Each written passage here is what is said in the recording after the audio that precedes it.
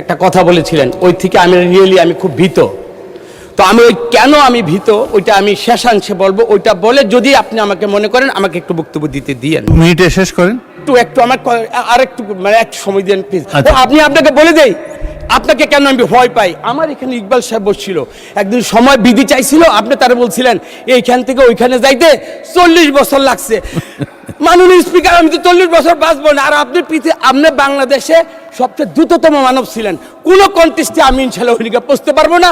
কিন্তু আপনার কাছে যদি আমি 5টা মিনিট সময় পাই, আমার কথাগুলো আপনি একটু সময় দেন, দরকার হলে আপনি আমাকে 6 মাস আর ফ্লোর দিয়েন না, কিন্তু আমার আজকের কথাগুলো আপনি একটু শুনেন।